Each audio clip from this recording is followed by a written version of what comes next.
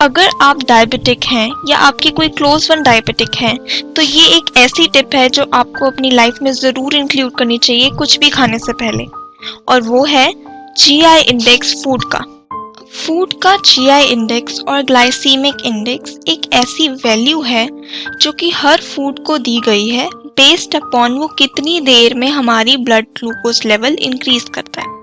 अब क्या होता है कि हम कुछ भी खाते हैं तो डेफिनेटली हमारा ग्लूकोज लेवल इंक्रीज होता ही होता है, बिकॉज हर फूड में कार्बोहाइड्रेट पाया जाता है जो कि एक मेन रीज़न है कि हमारा ब्लड का ग्लूकोज लेवल इंक्रीज होता है या ब्लड शुगर लेवल इंक्रीज होता है।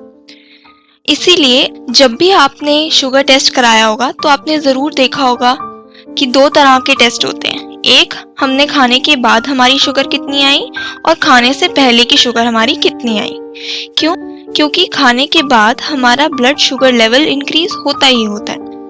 तो इस फूड बिहेवियर के ऊपर रिसर्च किया गया 2 घंटे के बीच में, और देखा गया कि पर्टिकुलर फूड खाने के बाद कितनी देर में हमारा ब्लड ग्लूकोज लेवल इंक्रीज होता है। और इसी डेटा के ऊपर 3 कैटेगरीज जीआई इंडेक्स की बनाई गई, जो कि थी low GI, low glycemic index, medium glycemic index and high glycemic index. ऐसे फूड्स जिनको 55 और उससे कम की इंडेक्स मिली वो लो जीआई कैटेगरी में चले गए। 56 से 69 की रेंज की इंडेक्स मीडियम कैटेगरी में चले गए, और 70 plus index high GI index category में चले गए। अब लो जीआई और हाई जीआई में क्या फ़र्क है? अब लो जीआई इंडेक्स ऐसे फूड्स हैं जिनसे धीरे धीरे हमारा ब्लड ग्लूकोज लेवल इंक्रीज होता है और हमें देर बाद जाके भूख लगती है, जबकि हाई जीआई इंडेक्स ऐसे फूड्स होते हैं जिनको खाते ही हमारा थोड़ी ही देर में ब्लड ग्लूकोज लेवल इंक्रीज होता है और फटाफट हमारी भूख मिट भी जाती है। और डायबिटिक पेशेंट्स के लिए इट इज़ वेरी नेसेसरी कि वो लो जीआई और मीडियम जीआई के फूड्स इंक्लूड करें as compare to high GI foods, because अचानक से ग्लूकोज लेवल इंक्रीज होना डायबिटिक पेशेंट्स के लिए ऑलरेडी रिस्की होता है। इसीलिए अगर आप डायबिटिक हैं या अगर आप डायबिटिक नहीं भी हैं तो भी आपको लो जीआई और मीडियम जीआई फूड्स ज़्यादा इंक्लूड करने चाहिए अपनी डाइट में, और हाई जीआई फूड्स थोड़े कम। मीन्स आपको बैलेंस रखना पड़ेगा low GI, medium GI, high GI foods के बीच में। बैलेंस ऐसा होना चाहिए कि जिसके अंदर मेजर पोर्शन आप लो जीआई फूड्स का ले रहे हैं और मीडियम जीआई फूड्स का ले रहे हैं, और लोअर पोर्शन आप हाई जीआई फूड्स का ले रहे हैं। उसी से आपका ब्लड शुगर लेवल कंट्रोल में रहेगा।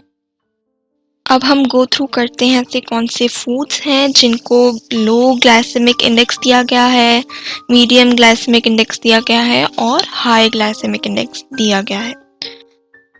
तो बात करते हैं ऐसे फूड्स की जिनके पास लो ग्लाइसेमिक इंडेक्स है। अगर हम लेग्यूम्स की बात करें तो उसमें chickpeas, kidney beans, lentils, soya beans यानी कि छोले, राजमा, दालें, ये सब लो जीआई फूड्स में आते हैं। फ्रूट्स की बात करें तो apples, oranges, cherries, peaches, pears, strawberries, avocado का जीआई बहुत लो होता है, इसलिए वो वेरी लो जीआई फ्रूट्स में आता है, जो कि इंडिया में नहीं मिलता आसानी से। अगर हम बात करें नट्स एंड सीड्स की तो उसमें वॉलनट्स, कैश्यू नट्स यानी कि अखरोट, काजू, बादाम, पीनट्स, इवन पीनट बटर भी लो जीआई फूड्स में आता है। अगर हम मिल्क प्रोडक्ट्स की बात करें तो डिफरेंट तरह के मिल्क जैसे कि skim milk, low fat milk, whole milk, ये सारे के सारे लो जीआई के हैं। और मिल्क प्रोडक्ट्स में अगर हम दही, पनीर और चीज़ की बात करें तो चेडर चीज़, मोज़रेला चीज़, ये सारे चीज़ भी लो जीआई में आते हैं। इवन सोया मिल्क प्रोडक्ट्स भी लो जीआई के प्रोडक्ट्स हैं। इसके अलावा अगर हम बात करें तो चॉकलेट्स जो कि अनस्वीटेंड होती हैं वो भी लो जीआई की होती हैं। अनस्वीटेंड बट उनके अंदर कोको का परसेंटेज भी 60 अबव होना चाहिए, तभी वो लो जीआई में आती हैं। और इसके अलावा अगर हम नॉन वेज की बात करें तो नॉन वेज को भी वेरी लो कैटेगरी में डाला गया है। एग्स, फिशेस, चिकन्स, ये सब के सब very low GI index foods में आते हैं बिकॉज ये लो कार्ब फूड्स हैं और कार्बोहाइड्रेट से ही हमारा ग्लूकोज लेवल इंक्रीज होता है। तो जो भी फूड्स जिनके अंदर लो कार्बोहाइड्रेट्स होगा वो ऑब्वियसली लो जीआई फूड्स में आएगा। अब हम बात करते हैं जो कि मीडियम जीआई फूड्स हैं, उनकी बात करते हैं। अगर हम मीडियम जीआई के फ्रूट्स की बात करें तो इसमें बनाना, कीवी, मैंगोज, पाइनएप्पल्स। सो लोग सोचते हैं कि डायबिटिक पेशेंट्स को मैंगोज नहीं खाने चाहिए, ऐसा नहीं है। मैंगोज भी ले सकते हो आप, लेकिन आपको हर चीज़ की क्वांटिटी पता होनी चाहिए, आपको हर चीज़ का लिमिट पता होना चाहिए कि कितना खाना है।